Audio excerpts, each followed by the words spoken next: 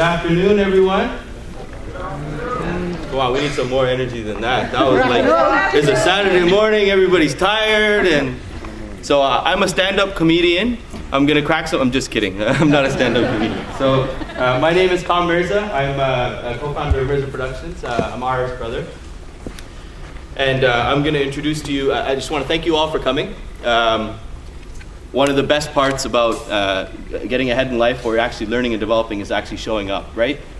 Yes? Yes. 80% of the hard part is showing up, right? So a big clap, big round of applause for you guys for showing up. So I wanted to do just a little part from myself to feel what they feel, to live how they live, eat how they eat, work how they work. Spend a little bit of time out there so I can actually experience that and share my experience with you guys. It's done in a very short time, so, and I'm not an actor. Whatever I could put together, we put together, and whatever touches you, whatever doesn't touch you, I'm here at the end. You guys can ask me any questions. As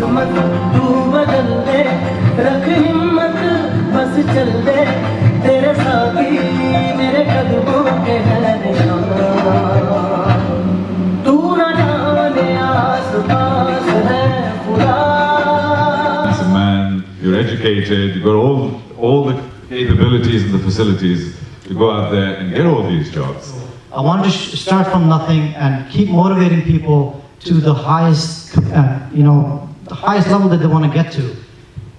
It's you who makes you do things, and it's you who makes you stop from doing things. So the answer is you.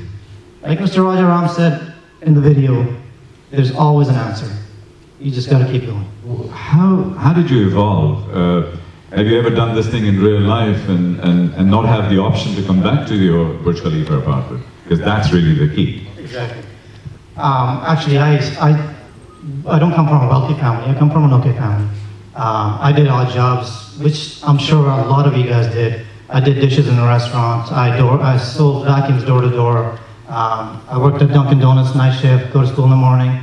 Just like a lot of you guys did that. So hard work I did all my life. Okay, and I was never afraid to take on those jobs because it was a pride. I was earning honest money, and I have very good parents who taught me good habits. They taught me treat the world how you want to be treated. So everything I did, I always took pride in doing. I shoveled snow, I mowed the grass, I drove a taxi, I did it all. So if I had to do it all again, I could leave this right now and make it happen all over again. So I'm not afraid to take on any challenge. So that's the core message, that you've been there, you became successful, and then you were just testing and getting the flavor back again, that, testing yourself almost, building your own authenticity as a speaker and so on. I went through the same experience. I washed dishes, I cleaned the floors at McDonald's when I was in my early 20s, I failed my exams. I've since done really well, but that's another story. I worked as a chauffeur. I've done that. Who else has done that in this room? Anybody? Still doing it. Well, some of people are still doing it, but half the room have actually gone through this experience, and it's interesting, the other half hasn't. Changes you inside. Did it change you? Absolutely, absolutely. I just want to tell you one thing. The friends that I have, I don't mean disrespect to anybody, but if I lost it all, I don't think any of my rich friends would give me a handout. That's how reality is. But these guys on the street, okay, they gave me the real handout. They gave me food when I was hungry. They gave me water when I was thirsty. So I owe it to them more than I owe it to all my successful friends. So if you could do the same, I'm just telling you how reality is. Failure is not something people accept very well here. You bounce a check, you go to jail. Your business goes down, you either run or you go to jail. These are the kind of things that we encounter. So it's very easy for you to turn around and say, oh yeah, you can go there and fail.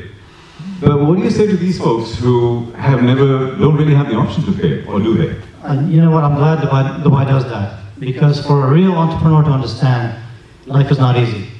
Starting your own business, working on your business is the hardest thing. When you work for somebody, after the clock is finished, you go home.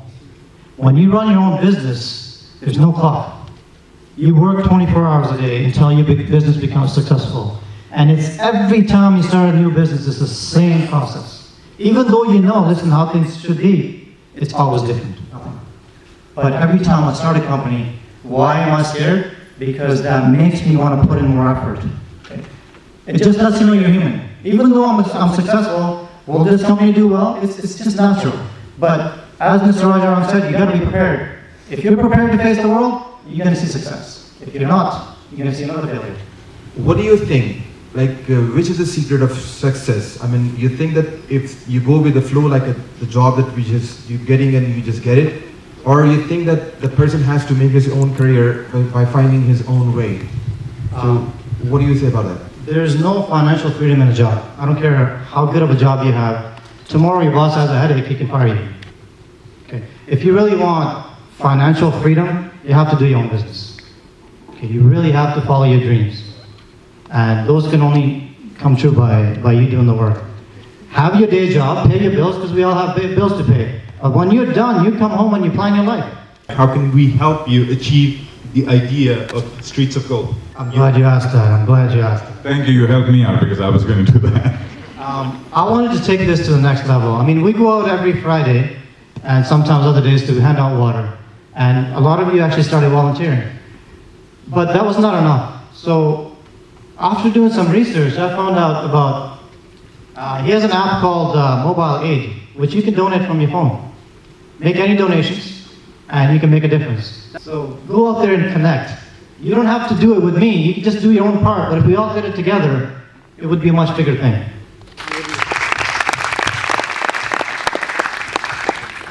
A second question is, you raised the point about how financial freedom is a function of having different income streams and making your own thing and not being an employee.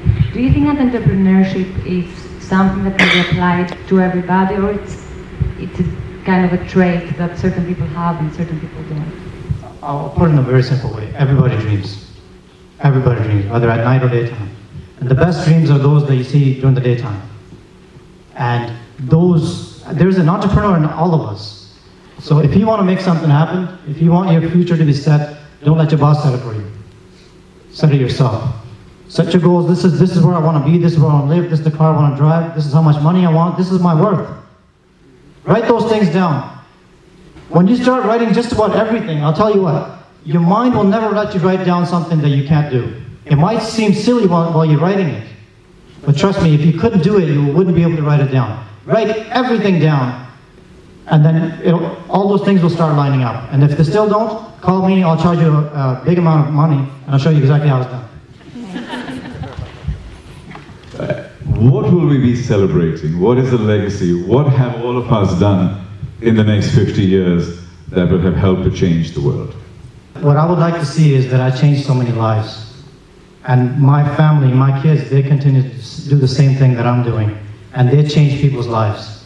If I can change maybe one of you guys' life, I'm happy. But if we could together change thousands of people's lives, that's my goal. I don't want to leave back anything else except for good words. He was a good man. That's all I look forward to.